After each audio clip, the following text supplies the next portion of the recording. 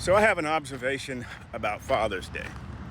First, happy belated Father's Day to all the fathers.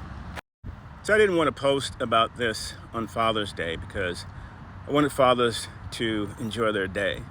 I remember a few years ago, a presidential candidate went into a church, a black church, and scolded fathers on Father's Day. And I thought that was like the wrong day to do that. Now I believe it's a day for celebration. So if I would have been in that church and listened to someone call black men boys, I think any free-thinking black man would have got up and walked out of that church. But they didn't. But anyway, that's another story. So this observation isn't just from Father's Day. It sort of coincides with my life experience, relationships, dating, marriage. In my observation, unless you have a relationship with your biological father, it's difficult for you to understand men in an ontological sense. And when I said biological, that may have triggered people. I know a lot of people have stepfathers and they will chime in and say they had a great stepfather, and I'm sure that's true. I've seen it. But I still believe, and this is my belief, that there is still a hole. No matter how great your stepfather was, there's still a hole because of the biological father. The relationship is just different, and that's just my feeling. Now, if I mention this hole in terms of mothers, everyone would embrace it. It wouldn't be triggering, and it wouldn't be controversial. So the antithesis of an ontological sense is seeing men as either a wallet or a fix-it man, or a eunuch, which is ENUNCH, I believe. Look it up. And if you can't buy something, or if you can't fix something, no one really cares about your values, your hopes, your dreams, your beliefs, who you are deep down as a person. And I think this is strongly felt in the Black American community, particularly in the South. And of course, we all know why and what happened to our families 100 plus years ago, or over the last 100 years.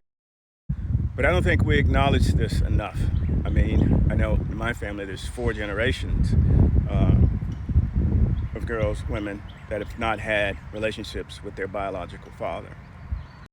So I don't know how this is going to land, because we have some deep, unresolved daddy issues. Plus, I know 2 things. We don't engage very well. We don't know how to engage without clawing and scratching and screaming. We traffic in tropes. Don't know how to agree to disagree. And we hear something new that doesn't match those tropes, and we just rule it out a priori. Now, the ability to entertain an idea without accepting it is a sign of intelligence, emotional intelligence. So you grow up and you hear people talking, and everyone's talking about mom and them, and I've always thought, well, where's dad? You know, he's probably out in the shed, down in the basement, relegated to the shed or the basement.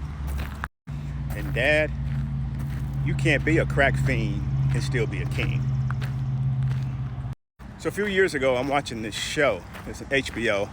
It was with The Rock. It was a show where he was an NFL agent. I forget the name of the show. I think Russell Brand was in it.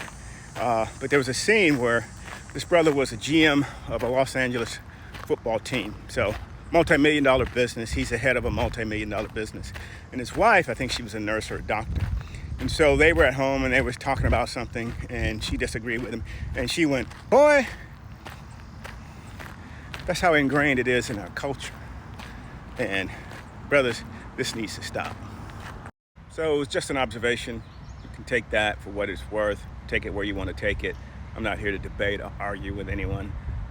It's just an observation, and I think it's something that we need to come to terms with. This has been a Brotherly Service announcement. Stay human, and stay inquisitive, and stay curious, and stay thoughtful.